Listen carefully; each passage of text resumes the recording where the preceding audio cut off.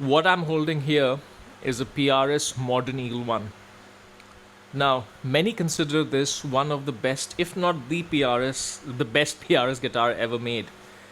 I'm not one of them. I consider the 513 Rosewood, its Brazilian necked counterpart, to be the best, but that's not the topic of this video. The fact is that this guitar is universally critically acclaimed as being amazing, and it is an amazing guitar. But of course, these are super expensive. They were expensive when they're new, and they're heading close to $9,000, almost $10,000 today, depending on asking prices, depending on condition, etc., etc. So then that begs the question: is there an affordable alternative?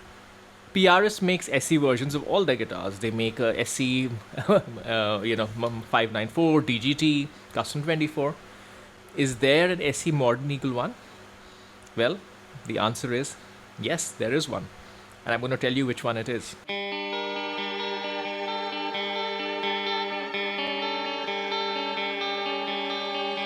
So, before we get into what the SE Modern Eagle 1 is, it's right behind me, so it's not some secret or anything. But let's understand what the Modern Eagle 1 was, and then let's understand the different variations of the Modern Eagle 1. So there were three variations. There was the original, which was a double cut hardtail. Then there was a single cut tremolo, and then there was a double cut tremolo. Those were the three variations. What was common amongst all of them was they had a Brazilian rosewood neck. On top of that, the rest of it was pretty much similar to a McCarthy, which is a slightly thicker body than a Custom 24. 22 frets, not 24 frets. McCarthy layout, which is basically three-way switch, coil split. And the pickups in these were special. The originals had RPs in them. Those have mixed reviews, and then some of the later ones had 5708s like this one over here. So that's what makes a Modern Eagle 1. The Brazilian rosewood neck, 22 frets, McCarthy layout. Essentially, it's a fancy McCarthy trem. It's a simple way to think about it.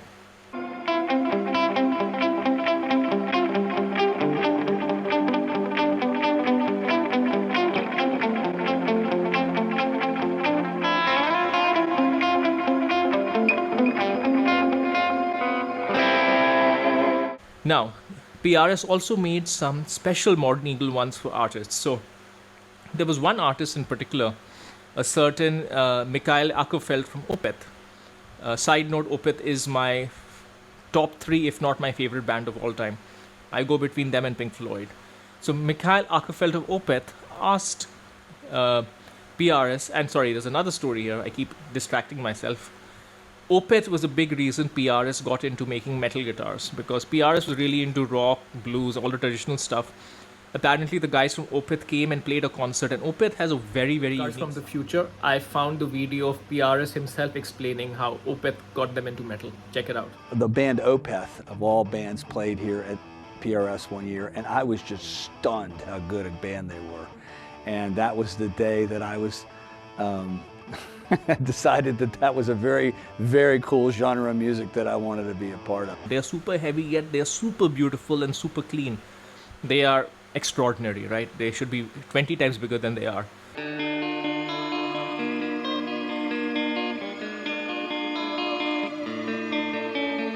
So anyways, this Mr. Mikael Akerfeldt of Opeth, a genius, songwriter, singer, guitarist, asked PRS to make him a special Modern Eagle 1. He asked them to make a 24 fret single cut Modern Eagle 1, and PRS did. There is very little footage, no photographs of this, almost impossible to find. Let me see if I can find something for you. So they did. I believe Mikael Akerfeldt still has that guitar. That is the only 24 fret Modern Eagle 1 in existence. It was a black cherry, one of the colors of the Modern Eagle 1. And then later, Mikael Akerfeldt and PRS decided, let's make a SE version of Akerfeldt's Modern Eagle 1, the 24 fret single cut Modern Eagle 1. And that's where this guitar comes in. So this guitar is not called a Modern Eagle 1 SE, it's called a Mikael Akerfeldt. But it is essentially the SE version of a Modern Eagle 1, because it is basically the SE version of Mikael Akerfeldt's Modern Eagle 1.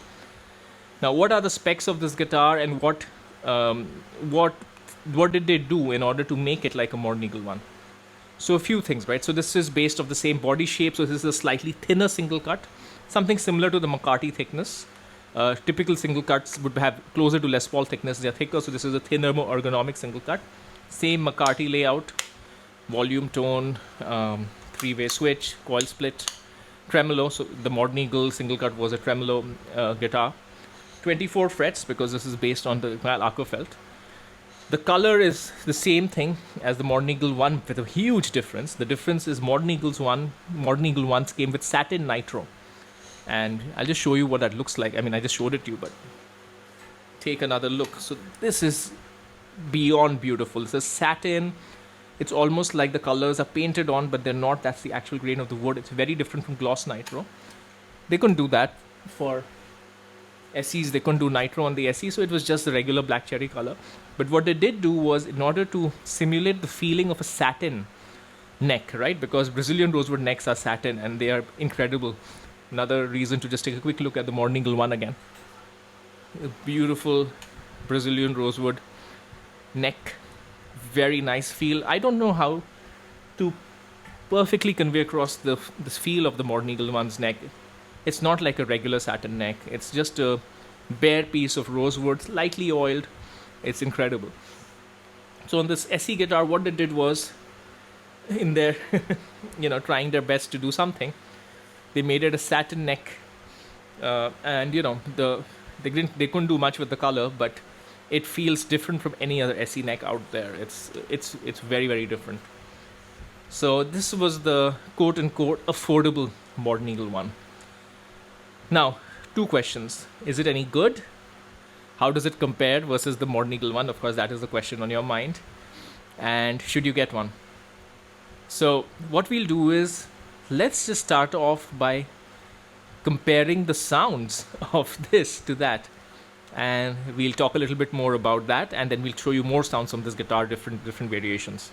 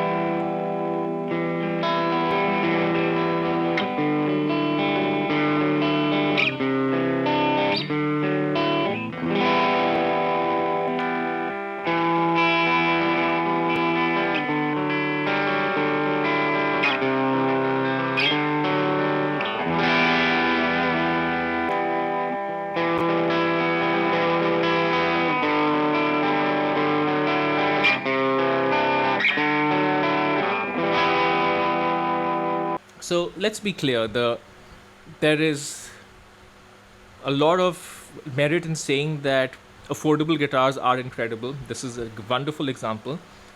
But it is also equally true that the Modern Eagle 1 just sounds way better than this guitar. The pickups are clearer. It's got a lot more frequencies in it. At least in the room, there is just no comparison. In my opinion, a lot of it is to do with the pickup choice. These are the vintage bass SE and the HFS SE, the old original SE pickups. This guitar is actually, I think, from the late 2000s. These pickups are not great. The Modern Eagle 1 has 5708s, which are not my favorite PRS pickups, but they are very good nonetheless, and there are better PRS pickups like 5815s in my opinion. So the pickups make a huge difference already. That said, the rest of the guitar is pretty damn good. Of course, nothing can simulate that beautiful satin nitro feeling, and that feels like a damn expensive guitar. This feels like a regular guitar, a little bit plasticky because it is, of course, got a proper thick poly finish on it, not like a PRS poly. PRS also, a poly is not necessarily cheap or expensive.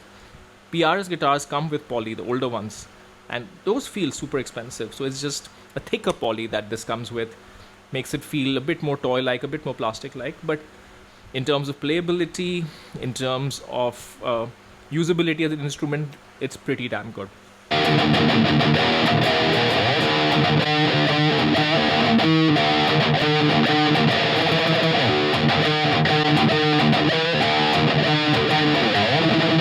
The thing I really like about this guitar is the fact that it has 24 frets. That makes it a very unique spec because this is a single cut with a tremolo and 24 frets. I don't think there are any guitars like that. I like this spec so much, 24 frets, single cut tremolo, that I made my dream private stock based off a single cut tremolo with 24 frets, which is the other video that I put out a few days ago. You can take a quick look at it here. So for me, that's what I really like about this guitar.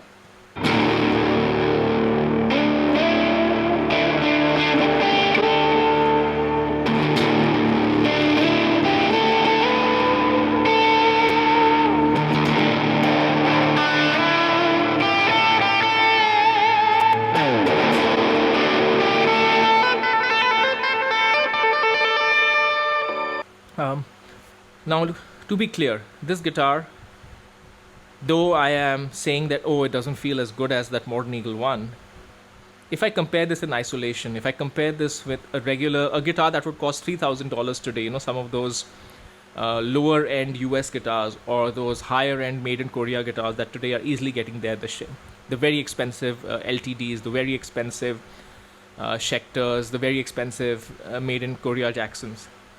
I think not only does this guitar hold its own amongst them, I would say that this guitar is probably better. I don't know, maybe it's because it's more than 10 years old, it's aged a little bit or whatever, the wood has gotten a little bit more resonant, I don't know, but it is an incredibly good guitar. If you were not thinking from the mindset of having played that guitar, but you just played this guitar in isolation, you would be stunned at how good it was, and you would not assume that you could get this for like $1,000. Which is kind of where it is right now. These prices on these are going up a little bit because Opeth does have a following, but they're still around $1,000 range. And for that, I cannot think of many guitars that are better bang for the buck. Honestly, the pickups aside, which is a very, very simple swap, this for me is perhaps my favorite and perhaps the best SE guitar that I have played.